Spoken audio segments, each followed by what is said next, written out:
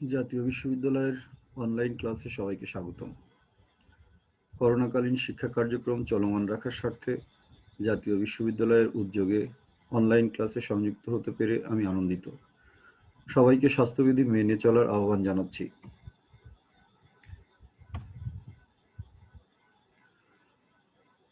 আমি মোহাম্মদ আতিকুজ্জামান, প্রভাষক বাংলা বিভাগ, সরকারি ব্রজুলাল কলেজ, খুলনা হতে সংযুক্ত হচ্ছি। আজকে আমাদের আলোচনার শ্রেণী এবং বিষয় বাংলা সম্মান তৃতীয় বর্ষ, বিষয় কোড 23-10-05। কোর্সের নাম বাংলা ছোট গল্প এবং এটি আমার লেকচার ক্রম 1, অর্থাৎ এটি আমার প্রথম লেকচার। লেকচারের শিরোনাম রবীন্দ্রনাথের ছোট গল্প, অতিথির বিষয় ভাবনা ও শিল্পমূল্য। অর্থাৎ আমাদের থার্ড ইয়ারে রবীন্দ্রনাথ ঠাকুরের যে কয়টি ছোট গল্প রয়েছে, এক রাত্রি, মধ্যবর্তিনী, শাস্তি, সমাপ্তি, অতিথি, খোদিত পাষাণ, স্ত্রীর পত্র ও সমস্যা পূরণ, এখান থেকে আমরা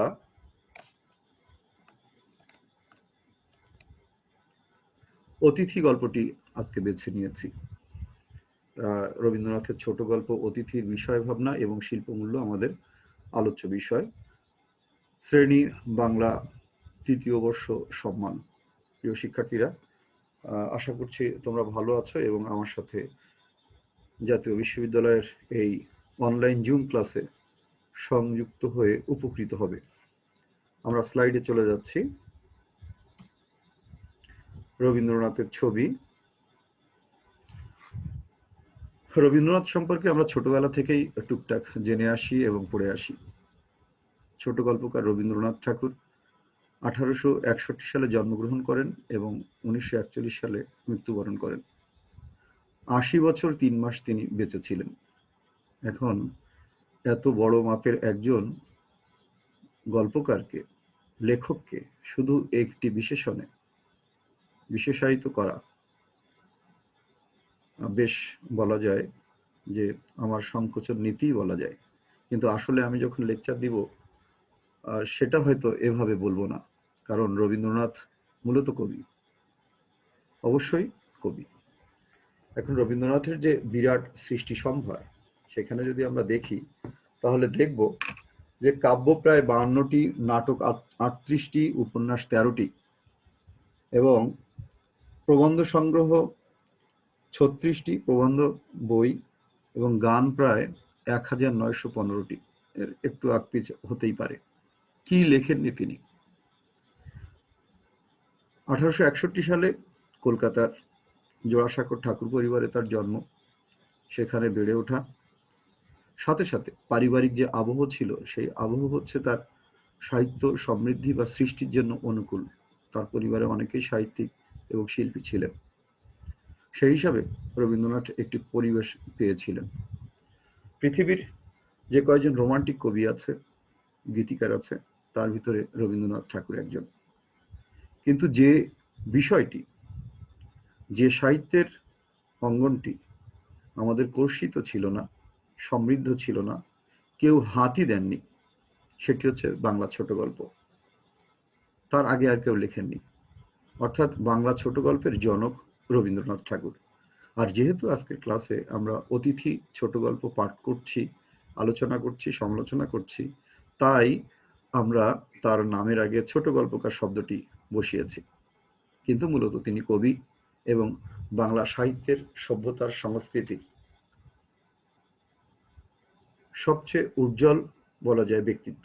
অর্থাৎ কেউ কেউ বলেন এভাবে যে রবীন্দ্রনাথ একাই বাংলা ভাষা, সাহিত্য, সংস্কৃতিকে 100 বছর এগিয়ে দিয়েছেন।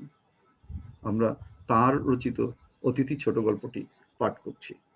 আমরা পরবর্তী স্লাইডে চলে যাচ্ছি। এই গল্পটি পাঠ করে আমাদের প্রিয় শিক্ষার্থীরা কি কি বিষয় শিখবে, এটা একটা প্রথমেই আমরা একটা ধারণা দিয়ে দিতে পারি যে এই গল্পটি পাঠ করে প্রিয় শিক্ষার্থীরা যে বিষয়গুলো জানতে পারবে সেগুলো এমন: একটি বোহেমিয়ান কিশোরের মনের খবর ও তার বৈচিত্র্যপূর্ণ আচরণ এবং তাকে ঘিরে কয়েকটি চরিত্র সম্পর্কে জানতে পারবে। এবং এই যে চরিত্রটি, বহেমিয়ান কিশোর বা বালক, সে হচ্ছে তারাপদ, যে বারবার তার ঘর থেকে, গ্রামের বাড়ি থেকে ছুটে বের হয়ে যায়। ছুটে বের হয়ে বলতে বাড়ি ছাড়া হয় নিজে থেকেই, বাইরের কোনো কিছু তাকে টেনে নিয়ে যায়। সেই শিল্পিত মনের যে সমস্ত আকাঙ্ক্ষা, সে দেখার জন্য পাগল হয়ে থাকে। সেই বিষয়ে যে বালক মনের, কিশোর মনের নানা বৈচিত্র্যপূর্ণ যে আচরণ, সেই অনুভবগুলো আমরা এখানে দেখতে পাবো এবং আমাদের প্রিয় শিক্ষার্থীরা সেটা বুঝতে পারবে। 2, সেই সময়ে পূর্ববঙ্গের প্রাকৃতিক পরিবেশ কেমন ছিল? রবীন্দ্র ছোট গল্পে এর প্রভাব বিষয়ে আমাদের প্রিয় শিক্ষার্থীরা জানতে পারবে। এখন পূর্ববঙ্গের প্রাকৃতিক পরিবেশ কেমন ছিল, কেন এই প্রসঙ্গে? প্রসঙ্গটা এজন্য যে রবীন্দ্রনাথ ঊনবিংশ শতকের শেষ দশকে, অর্থাৎ 1890 এর পরবর্তী সময় তিনি পূর্ববঙ্গে চলে আসেন। তাদের যৌথ পরিবারের যে জমিদারি ছিল, কুষ্টিয়া শিলাইদহ থেকে শুরু করে প্রতিশর, শাহজাদপুর এই অঞ্চলে, পাবনা দিয়ে, কুষ্টিয়া দিয়ে, তার দেখভাল করার দায়িত্ব পড়ে রবীন্দ্রনাথের উপরে। এবং প্রথম দিকে তিনি কিন্তু একাই এসেছিলেন, জমিদার বাবু হিসাবে একা এসেছিলেন, কিন্তু তার বুকের ভিতরে ছিল রোমান্টিক একজন লেখক। আর পূর্ববঙ্গের যে প্রকৃতি, পলল গঠিত যে নদী, নদীর বুকে পাল তুলে যে মাঝি গান ধরে, আর সেই নৌকোয় যে সমস্ত মানুষেরা থাকে, সেই মানুষদের আছে নানা রকমের গল্প। দূর থেকে কবি দেখতেন, ছোট গল্পকার দেখতেন, ঔপন্যাসিক রবীন্দ্রনাথ দেখতেন, ছিন্নপত্রের লেখক রবীন্দ্রনাথ দেখতেন, গীতিকার রবীন্দ্রনাথ দেখতেন। তিনি দেখতেন জ্যোৎস্নার আকাশ, শ্রাবণের বৃষ্টি, ভাদ্রের ভরা পদ্মা, এগুলো দেখে তার যে রোমান্টিক হৃদয় সেটা ভরে উঠত এবং তিনি সৃষ্টিশীলতায় মেতে উঠতেন। প্রিয় শিক্ষার্থীরা, একটি সাহিত্য শুধু শুধু বের হয় না, মনের বা হৃদয়ের যে অনুভব, সেটি যখন ব্যক্তির বা সৃষ্টিশীল কোনো মানুষের হৃদয় রসে জারিত হয়ে বহিঃপ্রকাশ ঘটে, তখন সেটি সাহিত্য হয়। অনুভব তো তোমার আছে, আমার আছে, অনেকেরই আছে, কিন্তু প্রকাশ ভঙ্গির কারণে, হৃদয় গ্রাহীর কারণে, সৃষ্টিশীলতার কারণে তিনি রবীন্দ্রনাথ হন। তো যাই হোক, সেই পূর্ববঙ্গের যে প্রাকৃতিক পরিবেশ, সেটি আমরা এখানে এই গল্পের ভিতর দিয়ে জানতে পারবো। অর্থাৎ 1895 সালে এই গল্পটি লিখিত। 1895 সালে, তাহলে এখান থেকে 125 বছর আগে পূর্ববঙ্গের যে প্রাকৃতিক অবস্থা ছিল, সেই যে প্রাকৃতিক অবস্থা, তার রূপ চেহারা এখন অনেক বদলে গিয়েছে। আমরা আমাদের আমাদের গ্রাম সব প্রায় শহর হয়ে যাচ্ছে, বিদ্যুৎ চলে গিয়েছে সেখানে। সুতরাং সেই গ্রামের সাথে এখনকার গ্রামের যে তুলনা, সেটা কিন্তু করলে হবে না। অতিথি ছোট গল্পের গতি ও ভাষা। এই অতিথি ছোট গল্পে আমাদের তারাপদ চরিত্রটির যেমন গতি, সাথে সাথে নদীর একটা গতি আছে, প্রকৃতির একটা গতি আছে, এবং গদ্যের একটা গতি আছে। সাথে সাথে এই যে প্রাসঙ্গিকভাবে চরিত্রগুলো, ঘটনার যে চলমানতা, এর সাথে তেমন যদি ভাষা না হয়, তাহলে তো মিলবে না। সব মিলে চরিত্র, পরিবেশ এবং সেই অনুযায়ী প্রকাশের যে ভাষা, সেটি আমরা এখানে আমাদের প্রিয় শিক্ষার্থীরা জানতে পারবে। বালক তারাপদ চরিত্রের মাধ্যমে বাঙালি সংস্কৃতির নানা অনুষঙ্গ সম্পর্কে শিক্ষার্থীরা জানতে পারবে। বালক তারাপদ কেন যাত্রার পালায় যোগ দেয়? কীর্তনের সুর কানে আসলে তারাপদ কেন ঘরে থাকে না? পাঁচালী কাকে বলে? রথের মেলায় আমরা ছোটবেলায় যেতাম কি যেতাম না? কারো কোনো অভিজ্ঞতা আছে কিনা? এখন রথের মেলা কি সব জায়গায় হয়? অথবা বাঙালির যে বারোয়ারি মেলা, নানান ধরনের, অর্থাৎ আমরা বলে থাকি যে 12 মাসে 13 পার্বণ, বাঙালির সেই দিনগুলি, তার একটি পরিচয় আমরা এখানে পাবো। সাথে সাথে বাঙালি সংস্কৃতির যে সমস্ত রূপ রূপান্তর, অর্থাৎ এখনকার সাথে হয়তো মিলবে না, কিন্তু আমাদের যে সেই হারিয়ে যাওয়া 100 বছর আগের যে গ্রাম, পল্লী গ্রাম বলতে যেটা আমরা বোঝাতাম, সেই জিনিসগুলো আমরা এখানে পাবো। আমরা পরবর্তী স্লাইডে চলে যাচ্ছি। আলোচনায় আছি সরকারি ব্রজুলাল কলেজ থেকে মোহাম্মদ আতিকুজ্জামান আতিক, প্রভাষক, বাংলা বিভাগ, বাংলা সম্মান, তৃতীয় বর্ষ। আলোচনার বিষয় বাংলা ছোট গল্প 1 এবং রবীন্দ্রনাথের ছোট গল্প অতিথি। এটি আজকে আমাদের আলোচনার বিষয়। অতিথি গল্পের প্রধান চরিত্রগুলো আলোচনা। এখানে যদি আমরা দেখি যে মূল চরিত্র বা প্রধান চরিত্র হচ্ছে তারাপদ, 1 নম্বর চরিত্র তারাপদ, এবং তাকে ঘিরেই অন্য চরিত্রগুলো আবর্তিত। গল্পের শুরুতে আমরা দেখি যে কাঠালিয়া জমিদার মতিলাল বাবু এবং তার স্ত্রী অন্নপূর্ণা সাথে চারুশশী তাদের মেয়ে নিয়ে যখন নৌকায় করে এক জায়গা থেকে তাদের নিজ গ্রামে ফিরছে, ঠিক ওরকম একটা সময় মাঝপথে তারাপদ তাদের নৌকায় ওঠার ইচ্ছা প্রকাশ করছে এবং নন্দীগ্রাম নামে একটি গ্রামে সে নেমে যাবে। এরকম একটা জায়গা থেকে গল্পটার শুরু। আমরা একটুখানি বইতে টেক্সটে একটু দেখে নিই জায়গাটা, যে শুরুটা অল্প একটু আমরা পাঠ নিচ্ছি এভাবে।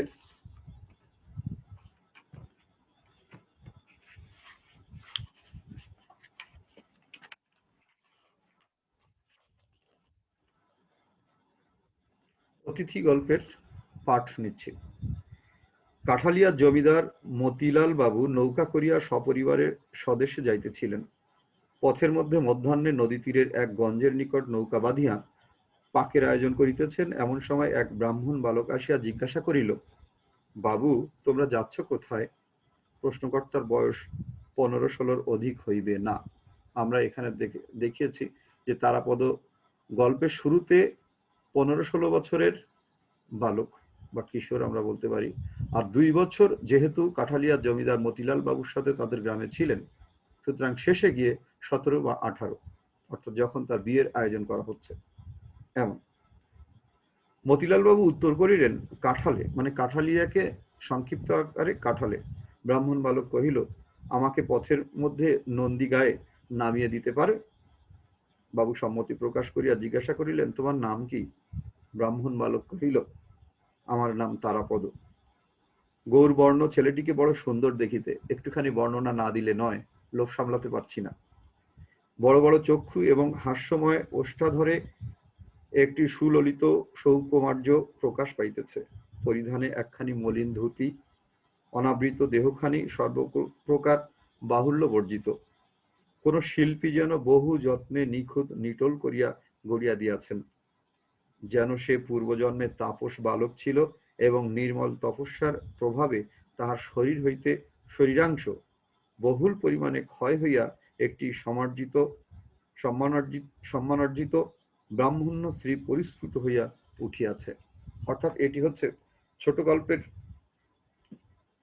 আলোচনা বা কাহিনী শুরুতে এসে একটানে যে নায়ক তারাপদ, তার সম্পর্কে গল্পকারের একটি চমৎকার বর্ণনা, এটা আমরা এখানে প্রথমে পাচ্ছি।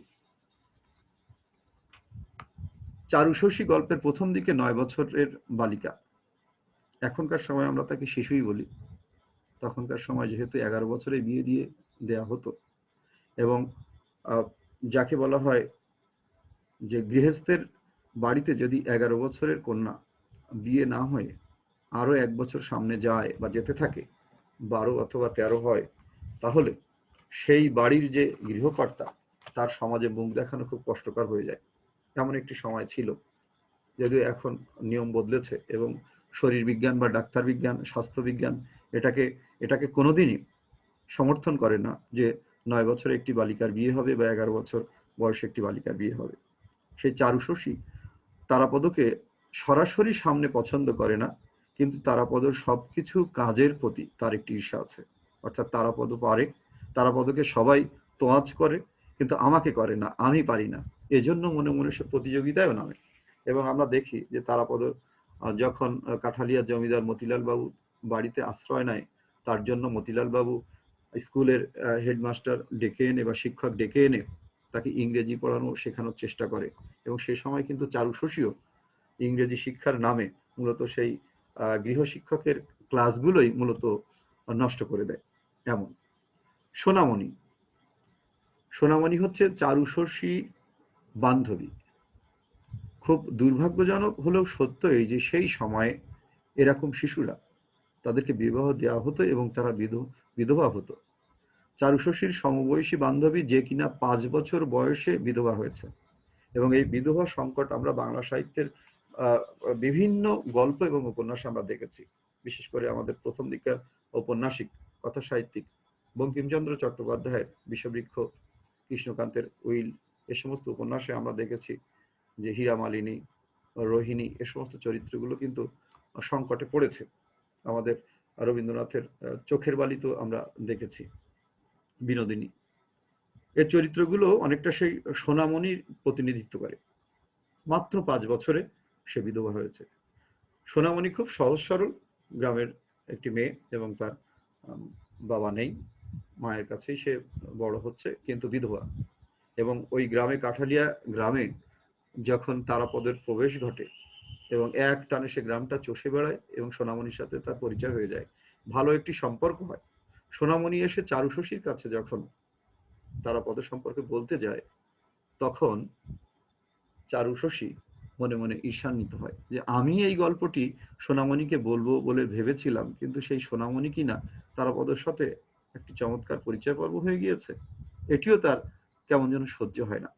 অর্থাৎ এইটুকু বয়সের যে সমস্ত শিশু কিশোর বা বালক বালিকাদের যে মনের অবস্থা হয় সেটি।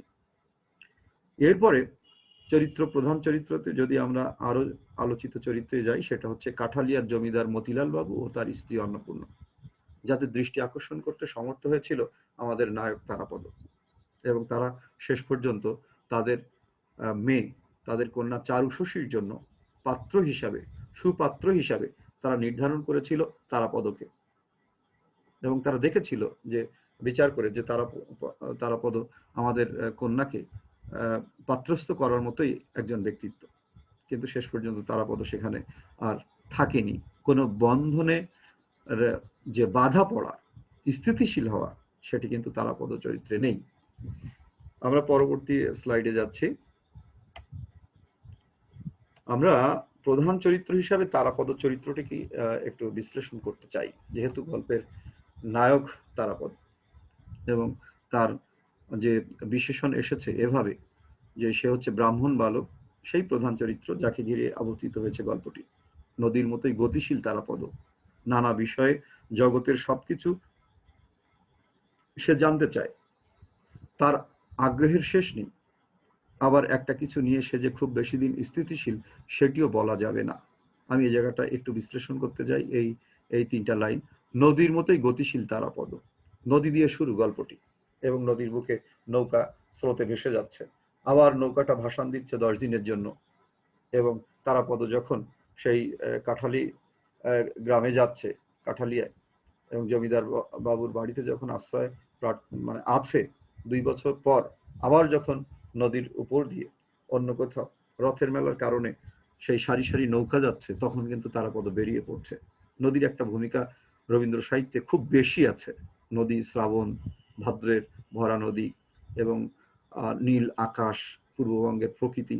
এখানে একটুখানি বলে রাখি আমাদের প্রিয় শিক্ষার্থীদের জন্য যে রবীন্দ্রনাথ যে কলকাতায় জন্মেছিলেন, সেই কলকাতার যে প্রাকৃতিক পরিবেশ আর আমাদের পূর্ববঙ্গের প্রাকৃতিক পরিবেশ কিন্তু আলাদা। কলকাতা শহরের বুকে এরকম কিন্তু পলল গঠিত নদী পাওয়া যাবে না, এরকম বদ্বীপভূমি কিন্তু পাওয়া যাবে না, এরকম সবুজ প্রকৃতি কিন্তু পাওয়া যাবে না। অথবা সেই তার বাবা মহর্ষি দেবেন্দ্রনাথ ঠাকুর সেই যে কলকাতার বাইরে বীরভূমে যে শান্তিনিকেতন রচনা করেছিলেন বা শ্রীনিকেতন তৈরি করেছিলেন, সেখানেও কিন্তু লাল মাটি, এবং সেখানের কিন্তু বীরভূমের মাটি কিন্তু রুক্ষ। সেখানে আমি গিয়েছি, সেখানকার পরিবেশ, বৃক্ষ কিন্তু আলাদা। সেখানে তাল, তমাল বা শাল এগুলো প্রাধান্য বেশি, মহুয়ার গন্ধ বেশি। কিন্তু আমাদের এখানে যে বৃষ্টি স্নাত যে জলে এবং পলল গঠিত যে বদ্বীপভূমির যে ভূমি এবং তার যে বৈশিষ্ট্য, সেটা কিন্তু আলাদা। তা সেই প্রকৃতির সন্তান মতোই তারাপদ। আমার আমার মাঝে মাঝে বলতে এরকম ইচ্ছা হয় যে মানব শিশু তারাপদ নয়, তারাপদ হচ্ছে প্রকৃতির শিশু, একেবারে মিশে আছে। সে তো ঘরে থাকে না, প্রকৃতিটাকে ডাকে, নদীটাকে ডাকে, যাত্রার সুর এবং কীর্তনের সুর তাকে ডাকে। এভাবে অর্থাৎ মনে পড়ে যাচ্ছে আমাদের বিভূতিভূষণ বন্দ্যোপাধ্যায়ের পথের পাঁচালীর সেই অপু এবং দুর্গার কথা, প্রকৃতি কন্যা এবং সেই শিশু। তারা নানা বিষয়ে জগতের সবকিছু সে জানতে চায় একেবারে, অর্থাৎ সে একটু বেড়ে উঠছে, তার জ্ঞান বুদ্ধি বাড়ছে। কিন্তু কথা হচ্ছে যে একটি চরিত্র, প্রিয় শিক্ষার্থীরা, বা একটি মানুষ যখন 24, 25 বা 30 বছরের তার বয়স হয়, তখন সে একটা পরিপূর্ণতার দিকে সে অগ্রসর হয়। কিন্তু যখন তার বয়স 15, 16, 17, সে কিন্তু নতুন জগতে পদার্পণ করছে এবং বিচার করার ক্ষমতা হচ্ছে কেবল। এরকম সময় যদি তার কারো মন এরকম চাটান থাকে এবং এরকম বোহেমিয়ান থাকে যে বাইরে যা কিছু আছে সব দেখবো, ঘুরবো, তাহলে কিন্তু সেই তারাপদকে তার ভিতরে আমরা পাবো। এবং আমার কেন জানি মনে হয় যে আমাদের এই 14, 15 বছর, 16 বছর যখন বয়স হয়, তখন কিন্তু আমাদের বুকের ভিতরে, আমাদের প্রত্যেকের ভিতরে একজন তারাপদ বাস করে। তার আগ্রহের শেষ নেই, সবকিছুতেই আগ্রহ, এবং আমাদের এই বয়সটা এরকম আগ্রহ। আবার একটা কিছু নিয়ে যে সে খুব বেশি দিন স্থিতিশীল, সেটিও বলা যাবে না। সে এক জায়গায় স্থির নেই, বিভিন্ন জায়গায় দৌড়ে বেড়ায়। তবে মানব মনের সাথে প্রকৃতির যে নিবিড় সম্পর্ক ও এর প্রভাবে মানুষের অতলান্তিক হৃদয়ে চলে বৈচিত্র্যপূর্ণ খেলা, সেটি আমরা তারাপদ চরিত্রে দেখতে পাই। বৃষ্টি হলে মন খারাপ হয়, সেই কালিদাসের কথা, যে আষাঢ়ের প্রথম দিনে মিলিত সখীজন তারাও হয়ে যায় অন্যমনা, কি আর কথা তবে যদি সে দূরে থাকে, যে চায় কণ্ঠের আলিঙ্গন। মিলিত সুখীজন দুজন এক জায়গায় বসে আছে, এবং আষাঢ় বা শ্রাবণের ধারা যখন ভরে, তখন দুইজনকেই কেমন ভাবুক করে তোলে।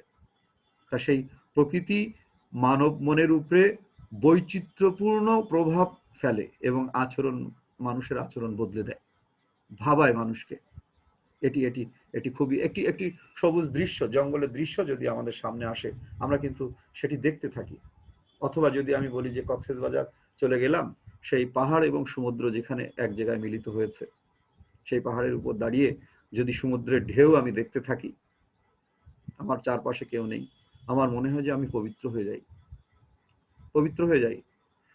বিশ্ব চরাচর, মহাবিশ্ব এবং স্রষ্টা সম্পর্কে আমি সচেতন হয়ে যাই।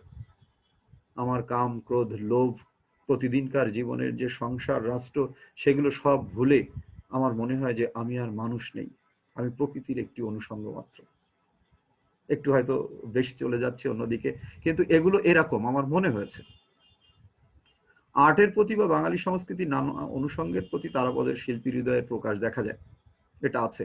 অর্থাৎ আমাদের যে বাঙালি সংস্কৃতির নানা অনুষঙ্গ ছিল, সেই অনুষঙ্গগুলো এখন আন্তর্জাতিক বিশ্বের চাপে হোক আর প্রভাবে হোক, স্যাটেলাইট অথবা আমাদের মোবাইল ফোনের কারণে হোক, আমরা সেগুলো কিন্তু হারাতে বসেছি অথবা পরিবর্তিত হচ্ছে। কিন্তু এখান থেকে 125, 30 বা 150 বছর আগে আমাদের বঙ্গে যে সমস্ত যাত্রা, পালা গান, কীর্তন, বাঁশি, তারপরে পাঁচালী, কথকতা, তারপরে আরো যদি বলি যে রামায়ণ, মহাভারত, যে ছন্দ করে সুর করে করে পড়া সনাতন ধর্মের বাড়িতে বাড়িতে, সে বিষয়গুলো কিন্তু আস্তে আস্তে একটু অন্যরকম হয়ে যাচ্ছে, বিবর্তিত হচ্ছে, রূপান্তরিত হচ্ছে। সে জিনিসগুলো কিন্তু তারাপদ চরিত্রের উপরে ব্যাপক প্রভাব ফেলে এবং তাকে বারবার টেনে বাইরে নিয়ে যায়। কাঠালিয়ার জমিদার মতিলাল বাবুর পরিবার সদস্য এই গ্রামে সবার মন জয় করে যখন জমিদার তার নিজ মেয়ে চারু শশীর জন্য পাত্র হিসেবে তারাপদকে নির্বাচন করে, তখন তারাপদ আর দেরি করে না। তারাপদ চরিত্রের এটি একটি বড় বিষয়। এই বয়সে সে বন্ধনে আবদ্ধ হতে চায় না। বন্ধন যদি তার কোনো কিছুর সাথে হয়ে থাকে, সেটি হচ্ছে প্রকৃতি, অজানার প্রতি জানার একটি আগ্রহ। এই বন্ধনে সে আবদ্ধ, সেখান থেকে মুখ ফেরাতে পারে না। সামাজিক, পারিবারিক বন্ধন তাকে ধরে রাখতে পারে না এবং সে বন্ধন ছিন্ন করে আবার তার সেই চলার গতিতে পার পাড়ায়। এভাবেই তারাপদ বোহেমিয়ান মন নিয়ে সামনে দিকে এগিয়ে চলতে থাকে। আমরা এই এই কারণেই তারাপদ চরিত্রটিকে বোহেমিয়ান বলেছি। আমরা পরবর্তী স্লাইডে যাচ্ছি। অতিথি গল্পে প্রকৃতির প্রভাব, যে কথা আমরা বলছিলাম।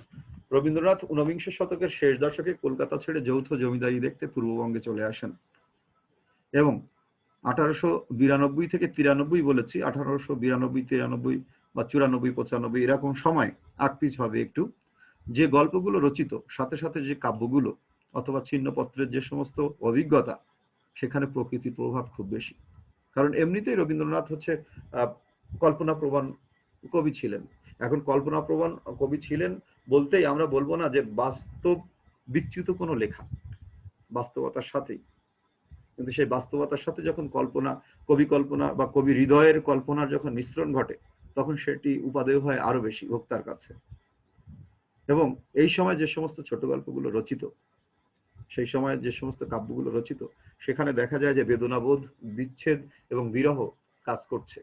আমার কাছে মনে হয়েছে যে ইতিহাস পড়ে, রবীন্দ্র জীবনী পড়ে সেখানে মনে হয়েছে যে 1891 বা 92 এই সময় থেকে 1898 পর্যন্ত, 97 পর্যন্ত, এই সময় কিন্তু রবীন্দ্রনাথের পরিবার তার কাছে ছিল না, তার বাচ্চারাও তার কাছে ছিল না, কলকাতাতে অবস্থান করছিল। এবং 1898 থেকে, আমার যদি তথ্য সঠিক হয়, একটু এদিক ওদিক হতে পারে, রবীন্দ্র পরিবার এই পূর্ববঙ্গে চলে আসে এবং তার সাথে কিন্তু বসবাস করে। অর্থাৎ এই সময়কালটাই কিন্তু তার কাব্যে এবং তার ছোট গল্পে কিন্তু বিরহ, বিচ্ছেদ এই বিষয়গুলো আছে এবং প্রকৃতির প্রতি বেশি তন্ময়তা। কারণ এরপরেই এই 1898 এর পরে গিয়ে দেখা যাবে যে খনিকা কাব্য তিনি রচনা করছেন, কিন্তু খনিকার যে সুর আর তার আগে মানসী বা অন্যান্য যে সমস্ত কাব্য যে সুর, অথবা পোস্টমাস্টার যে সুর, এক রাত্রির যে সুর, সেগুলো কিন্তু আলাদা, বিচ্ছেদের, বিরহের। কিন্তু যখন পরিবার সাথে এসেছে তখন তিনি পরিপূর্ণ। তো এরকম একটা জায়গায় সেই পূর্ববঙ্গের যে প্রকৃতি এই এই এই এই কবিকে, রবীন্দ্রনাথকে উতলা করে তুলেছিল এবং এই রোমান্টিক হৃদয়ে এর প্রভাব ফেলেছিল ব্যাপক। অতিথি গল্পে সেই প্রকৃতির প্রভাব কিন্তু আমরা দেখতে পাই। এবং এখানকার সবুজ বৃক্ষরাজি, নীলাকাশ, মেঘ, নদীর ঘোলা জল, স্রোতে ভেসে যাওয়া নৌকা, নৌকার ভেতর বসে থাকা যাত্রীদের বিচিত্র জীবন কাহিনী উঠে এসেছে। আর যেহেতু তিনি ছিলেন জমিদার, সুতরাং তার জমিদারিতে নানান ধরনের প্রজারা আসতেন, তাদের যে জীবন কাহিনী টুকটাক তিনি রাজা হয়েও যেটুকু শুনতেন, সেই আবছা আবছা শোনা, খুব ডিটেলস না, উপন্যাসের মতো অল্প কথায় শোনা। অথবা তিনি পদ্মার বুকে বজরায় বসে আছেন, পদ্মা পার হয়ে যাচ্ছে দূর থেকে নৌকা করে অনেক মানুষ, সেখানে দেখা যাচ্ছে ছিন্নপত্রে এভাবে তিনি লিখেছেন যে এক জায়গায় একটি নৌকায় নতুন নবদম্পতিকে বিদায় দেওয়া হচ্ছে, অনেক মানুষ সেখানে জড়ো হয়েছে। এই যে দূর থেকে দেখা, তাদের কথা কিন্তু শোনা যাচ্ছে না, কিন্তু দূর থেকে ছোট গল্পকার বা কবি রবীন্দ্রনাথ সেটা কিন্তু দেখছেন এবং মনে মনে কল্পনা করছেন, বিষয়টিকে তিনি তার লেখার উপযোগী করে তুলছেন। এবং এই ছোট গল্প আর কবিতার ভিতরে তো একটি প্রকৃতিগত, বলা যায় গঠনগত একটি মিল আছে, ভাবগত মিল আছে। উপন্যাস যেমন সবকিছু বিস্তারণ করে, ছড়িয়ে দেয় এবং লাস্টে গিয়ে জালের মুঠির মতো টেনে তোলে, ছোট গল্প তা নয়, যে কত অল্প বলে কত বেশি বোঝানো যায়। গীতি কবিতাও তাই, কবিতাও তাই, এমন অনেকটা স্কেচ ধর্মী, যে কয়েকটা আঁচড়ে একটি কাহিনী বলা, এমন। তো সেই সমস্ত যে সেই সময়ের যে বাংলাদেশ, সেই বাংলাদেশ বা পল্লী গ্রাম যেটা আমরা বলতাম, পল্লী বাংলা, সেটি কিন্তু অতিথি গল্পে প্রভাব বিস্তার করেছে। আর বালক মনে প্রকৃতি যেন রহস্যময় হাতছানি দিয়ে তারাপদকে বারবার গৃহ থেকে বাইরে বের করেছে। এবং এটি রবীন্দ্র ছোট গল্পে, অনেক ছোট গল্পে আমরা দেখেছি যে আমাদের সেই শিশু বাচ্চারা পর্যন্ত পদ্মার বুকে বিলীন হয়ে যাচ্ছে, প্রকৃতি ডাকছে তাকে, হাতছানি দেয়, একটা নেশার মতো ব্যাপার। যাই হোক, পরবর্তী স্লাইডে আমরা যাচ্ছি। অতিথি গল্পের গতি ও ভাষা। আমি একটি গল্প লিখব, সেই গল্পের বিষয়ের সাথে যদি গতি এবং ভাষা ঠিক না থাকে, তাহলে কিন্তু আমার বিষয় যতই সুন্দর হোক সেটি কিন্তু চলবে না, বা সেটি কিন্তু সামঞ্জস্যপূর্ণ হবে না। এখন অতিথি গল্পের নদীর যে গতি, স্রোতের যে গতি, তারাপদ চরিত্রের যে চঞ্চলতা, সেই চঞ্চলতার সাথে রবীন্দ্রনাথের যে ভাষার ব্যবহার, সেটি চমৎকার হয়েছে। এখানে আমরা আরো একটি বিষয় মাথায় রাখবো, যে গল্পের কাহিনী যেমন বেগবান, তেমনি এর ভাষা বেগবান। এবং এই রবীন্দ্র ছোট গল্পের ভাষা আরো গতি পেয়েছিল 1914 পরবর্তী সময় বা এই সময় সবুজপত্রতে যখন তিনি তাদের পারিবারিক জামাতা প্রমথ চৌধুরীর, বলা যায় উৎসাহে, যখন একেবারে কথ্যরীতির গদ্য বা চলিত গদ্যে তিনি গল্প লিখতে থাকেন, এবং তার কবিতাতেও এটা প্রভাব বিস্তার করে। কিন্তু এর প্রস্তুতি পর্ব হিসাবে এই সময়ের গল্প, এই যে 1895, 96, 97 এর দিকের গল্পে তিনি যদিও সাধু দিয়ে বর্ণনা করেছেন, কিন্তু একটু সাধু থেকে ভেঙে সামনের দিকে কথ্যরীতির দিকে যাওয়ার একটা প্রবণতা আছে। যদিও তার চরিত্ররা সব মানচলিতে কথা বলে বা কথ্যরীতির চলিতে কথা বলে এমন। আরেকটি বিষয় এসেছে যে কেউ কেউ রবীন্দ্র ছোট গল্পে কাব্য ভাষা প্রয়োগ করা হয়েছে বলে গল্পকারকে দোষারোপ করেন, এমন একটি বিষয় এখানে কেউ কেউ মনে করেন। এখন পৃথিবীর একজন শ্রেষ্ঠ রোমান্টিক গীতিকবি, তার যে ভাষার যে মণিমাণিক্য আছে সেটি দিয়ে যদি ছোট গল্পের বর্ণনাকে বা ভাষাকে যদি অলংকার যুক্ত করেন, তাতে দোষের কোথায় আমি বুঝি না। এটা আমার সমালোচনা। বরং আমার কাছে কথা হচ্ছে যে আমার কাছে সাজানোর মতো যদি কিছু থেকে থাকে, সেটি যদি আমি সাজাই, আমার নান্দনিকতা তো আরো বৃদ্ধি পায়। আর রবীন্দ্র ছোট গল্পের বিষয়বস্তুতে তো কোনো বলা যায় যে নেতিবাচকতা নেই বা কোথাও দুর্বলতা নেই, যে দুর্বলতার জন্য তিনি ভাষার গাঁথুনি দিয়ে সেটাকে ভরে তুলেছেন, তা তো নয়, এমন নয়। যেমন তার বিষয়, যেমন তার চরিত্র, যেমন তার প্রকাশভঙ্গি, সাথে সাথে তেমন তার গদ্য। এই জন্য আমার কাছে ওটা খুব একটা নেতিবাচক মনে হয়নি। এবং 1895 এর জুনে এই গল্পটি লেখা, এমন তথ্য গল্পকার তার ছিন্নপত্রে উল্লেখ করেছেন। অর্থাৎ এর আরো 19 বছর পর 1914তে গিয়ে প্রমথ চৌধুরীর সবুজপত্রে তিনি চলিত গদ্যে গল্প লিখছেন। অথচ এই গল্প পাঠের সময় এর চমৎকার গতি আমাদেরকে মুগ্ধ করে, যেন প্রবাহমান নদীর সাথে গদ্য গতি প্রতিযোগিতায় নেমেছে। এটা আমার মনে হয়। এই জায়গাটা একটুখানি আমি লোভ সংবরণ করতে পারছি না, আমি একটু যুক্ত করছি যে রবীন্দ্রনাথ ছিন্নপত্রে এই গল্পটির উৎস সম্পর্কে কি বলেছেন। প্রিয় শিক্ষার্থীরা, নিশ্চয়ই তোমাদের ভালো লাগছে। সরাসরি যেহেতু আমরা শিক্ষা প্রতিষ্ঠানে সংযুক্ত হতে পারছি না, সুতরাং এই ছাড়া আমাদের আর উপায় নেই। আর এই ব্যবস্থা জাতীয় বিশ্ববিদ্যালয় করেছে, এজন্য জাতীয় বিশ্ববিদ্যালয়ের কর্তৃপক্ষকে আমরা অবশ্যই ধন্যবাদ দিতেই পারি। অতিথি গল্পের যে লেখার যে সূচনা, যে কারণ, তার একটি পূর্বাভাস দিচ্ছেন রবীন্দ্রনাথ ছিন্নপত্রে 28 জুন 1895 সালে। একটু পাঠ করছি।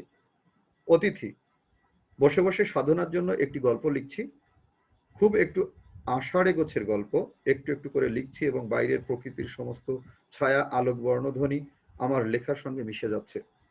আমি যে সকল দৃশ্যলোক ও ঘটনা কল্পনা করছি, তারই চারিদিকে এই রৌদ্র বৃষ্টি নদীস্রোত এবং নদী তীরের সর্বণ, এই বর্ষার আকাশ, এই ছায়াবেষ্টিত গ্রাম, এই জলধারা, প্রফুল্ল শস্যের ক্ষেত ঘিরে দাঁড়িয়ে তাদের সত্যে ও সৌন্দর্যে সজীব করে তুলেছে। কিন্তু পাঠকেরা এর অর্ধেক জিনিসও পাবে না। তারা কেবল কাটা শস্যই পাবে, কিন্তু শস্য ক্ষেত্রের আকাশ, বাতাস, শিশির এবং শ্যামলতা সমস্তই বাদ পড়ে যায়। আমার গল্পের সঙ্গে যদি এই মেঘমুক্ত বর্ষাকালের স্নিগ্ধ রৌদ্র রঞ্জিত ছোট নদীটি এবং নদীর তীরটি, এই গাছের ছায়া এবং গ্রামের শান্তিটি অমনি অখণ্ড রূপে তুলে দিতে পারতুম, তাহলে সবাই তার সত্যটুকু একেবারে সমগ্রভাবে এক মুহূর্তে বুঝে নিতে পারত।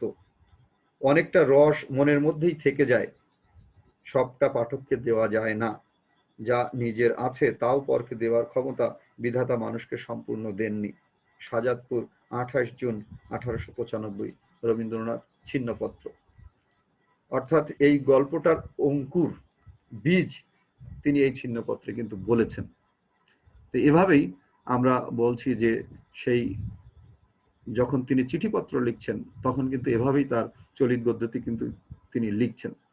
এবং অতিথি গল্পের যে গতি এবং ভাষা, এটা আমার কাছে মনে হয়েছে যে সঠিক এবং সুন্দর। আমরা পরবর্তী স্লাইডে যাচ্ছি।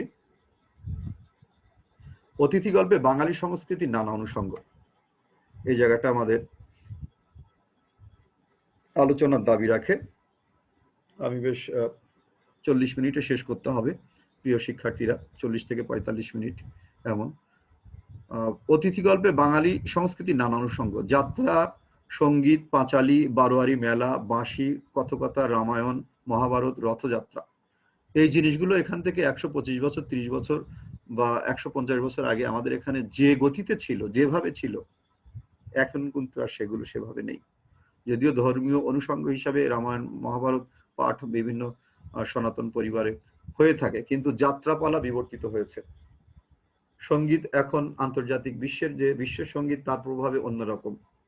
পাঁচালী কাহিনী করে বলা, এবং এর সাথে পথের পাঁচালী মিলও রয়েছে, যে পাঁচালী করে বলা অর্থাৎ একদিন এক জায়গায় সমবেত হয়ে কথা বলা, গল্প বলা, এরকম। এবং অঞ্চল ভেদে, স্থান ভেদে বাংলাদেশের বা বঙ্গে নানা জায়গায় এটা নানা রকম। উত্তরবঙ্গে একরকম এবং আমাদের পূর্ববঙ্গে একরকম, পশ্চিমবঙ্গে একরকম। বারোয়ারি মেলা, বছরে বিভিন্ন সময় নানা অনুষঙ্গে বাংলায় মেলার প্রচলন ছিল, এখনো আছে। কিন্তু এখন বই মেলা যে অর্থে, বৃক্ষ মেলা যে অর্থে, বাণিজ্য মেলা যে অর্থে, এগুলো কিন্তু তখন এইভাবে ছিল না। তখন বারোয়ারি মেলা বলতে যে 12 মাসে 13 পার্বণ, এবং বৈশাখী মেলা, চৈত্র সংক্রান্তি, আরো যদি বলি রথের মেলা, এগুলো কিন্তু ছিল। এবং এই সমস্ত জিনিসগুলা কিন্তু আমরা ছুটে ছুটে যেতাম, ধর্ম বর্ণ নির্বিশেষে। আমাদের ধর্ম কিন্তু এভাবে বিভাজন করেনি। মুসলমানের ঈদে, রোজায় সনাতন ধর্মের ভাইয়েরা এসেছে, ইফতারি করেছে, ঈদে আনন্দ করেছে। সনাতন ধর্মের ভাইদের পূজায়, পার্বণে মুসলিম ভাইয়েরা আমরা গিয়েছি, পূজা পার্বণ করেছি, নাড়ু খেয়েছি। কিন্তু কোথায় যেন একটা বলা যায় যে সেই সুর বা তান কেটে দেওয়ার একটা সম্ভাবনা। যদিও আমাদের প্রগতিশীল মানুষেরা বাংলাদেশে আমরা চেষ্টা করছি যে আমরা অসাম্প্রদায়িক হিসেবে মিলেমিশে আমরা বাস করব, এবং বর্তমান সরকার এ বিষয়ে খুবই সচেতন। বঙ্গবন্ধু কন্যা শেখ হাসিনা এ বিষয়ে খুবই সচেতন, আমরা তাকে ধন্যবাদ দিই। এবং আমরা মিলেমিশে এখানে থাকবো, এ বাংলা আমাদের সবার, এরকম। সেই সেই বাঙালি সংস্কৃতির নানা অনুষঙ্গ কিন্তু এখানে চলে এসেছে। এবং রথযাত্রার গল্পের শেষ দিকে কুড়ুলকাটায় নাগবাবুদের এলাকায় রথযাত্রার কথা রয়েছে, এবং এই রথের মেলা উপলক্ষে নৌকার মাঝিরা মাদল করতাল নিয়ে যখন বেশ আনন্দের ধ্বনির সাথে যখন এগুতে থাকে, তখন তারাপদ কিন্তু আর বাড়িতে থাকতে পারে না। এবং এই অনুষঙ্গে আমার মনে হচ্ছে যে নৌকা বাইচ যে বিষয়টা, সেটি এখনো কোনো কোনো জায়গায় রয়েছে। যেমন আমাদের জাতির পিতা বঙ্গবন্ধুর সেই জন্মস্থান গোপালগঞ্জের সেই মধুমতি নদীতে এখনো কিন্তু নৌকা বাইচ হয়। খুলনার রূপসা ভৈরবে হয়, ফরিদপুরে হয়, ঢাকার বুড়িগঙ্গাতে হয়, এরকম।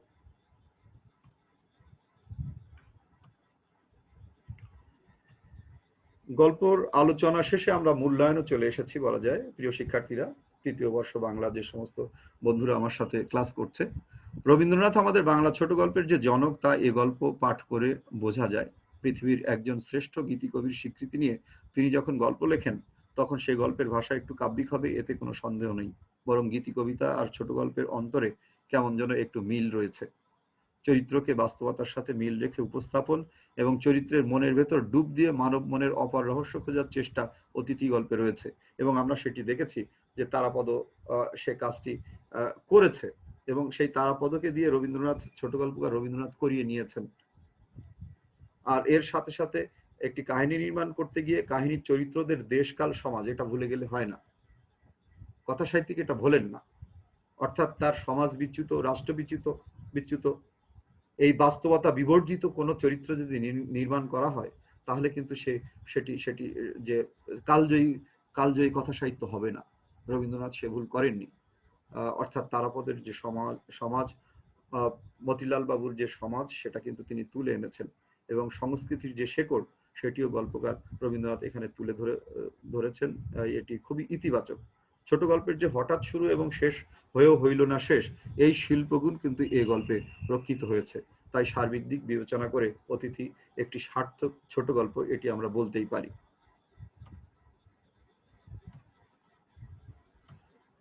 আলোচনা শেষ বলা যায় বন্ধুরা। আমি যে ধরনের জাতীয় বিশ্ববিদ্যালয় প্রশ্ন হয়, সেই নমুনা প্রশ্ন এখানে দিয়েছি। কুইজ প্রশ্ন মান 1, সংক্ষিপ্ত প্রশ্ন মান 4, রচনামূলক প্রশ্নের মান 10।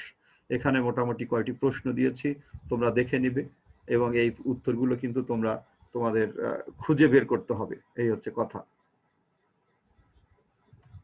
পরবর্তী স্লাইডে আমরা চলে যাচ্ছি। সহায়ক গ্রন্থাবলীর একটি তালিকা দিয়েছি। যারা রবীন্দ্রনাথের কথা সাহিত্য এবং ছোট গল্প নিয়ে কাজ করেছেন তাদের বইয়ের তালিকা এখানে আছে, এখান থেকে তোমরা সহযোগিতা নিতে পারো। সৈয়দ আকরাম হোসেন, রথীন্দ্রনাথ রায়, আনোয়ার পাশা, বুদ্ধদেব বসু, বুরহানুদ্দিন খান জাহাঙ্গীর, তারা তাদের প্রবন্ধে এই রবীন্দ্র ছোট গল্প নিয়ে নানান ধরনের প্রবন্ধ রচনা করেছেন। বইগুলো তোমরা পাবে খুঁজলে। চমৎকার বইগুলো আমি পড়েছি।